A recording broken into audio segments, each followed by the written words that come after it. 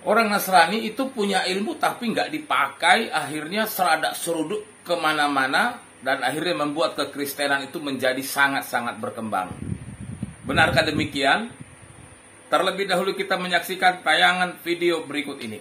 Nasrani itu dia punya ilmu, dia tahu, tapi dia nggak mau pakai. Dia seperti babi gayanya itu, seruduk-seruduk saja.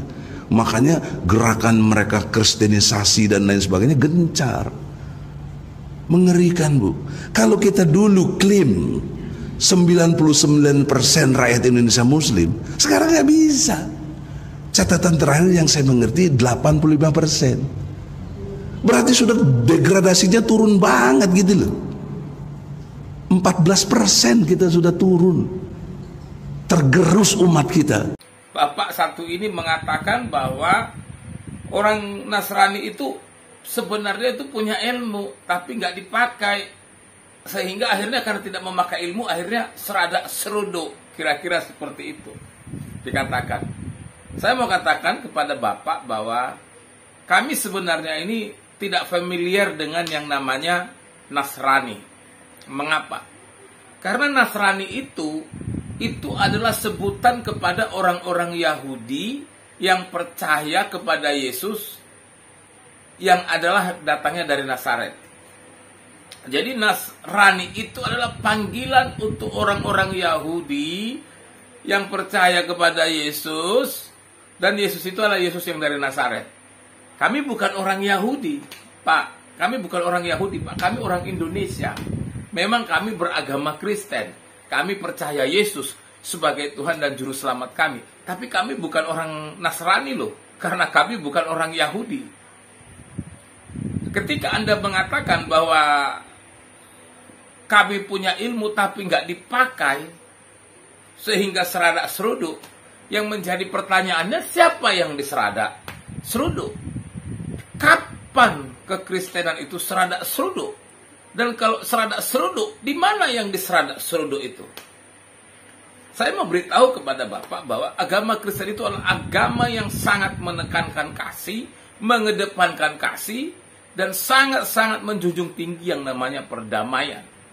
Itulah sebabnya kekristenan itu menekankan hukum yang sangat-sangat tidak bisa dipisahkan, yaitu bagaimana kami harus mengasihi Tuhan Allah kami dengan segenap hati, segenap jiwa, segenap akal budi kami, dan dengan segenap kekuatan kami. Tapi hukum yang sama juga berlaku adalah kami juga harus mengasihi sesama kami manusia.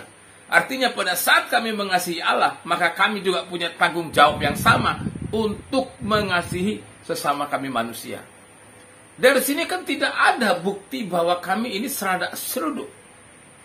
Karena agama kasih tidak pernah mengedepankan yang namanya seradak seruduk. Ketika Anda memaparkan data bahwa jumlah kekristenan itu meningkat secara signifikan dan agama Anda mengalami penurunan 14%, yang menjadi pertanyaan saya adalah data itu Anda ambil dari mana dan tahun berapa? Seingat saya data itu sudah saya pernah dengar ketika saya masih SD di sekolah dasar dulu ya. Sekitar berapa tahun ya? Sekitar hampir 40 tahun yang lalu kalau saya tidak salah data itu. Saya pikir kita juga harus jujur. Datanya harus valid lah. Tapi di sisi lain, ya saya apresiasi kalau Anda mengatakan bahwa kekristenan itu sangat-sangat berkembang. Ya kami mengatakan itu adalah sebagai buah dari apa yang kami tabur, yaitu kami menabur kasih. Kekristenan itu tidak pernah memaksa orang masuk menjadi Kristen. Apalagi membeli orang atau membayar orang jadi Kristen. Nggak ada itu. Kekristenan itu tidak pernah membeli orang, tidak pernah membayar orang menjadi Kristen. Karena menjadi seorang Kristen itu adalah murni mengenai sikap hati, sikap iman yang mengalami perjumpaan secara pribadi dengan Yesus.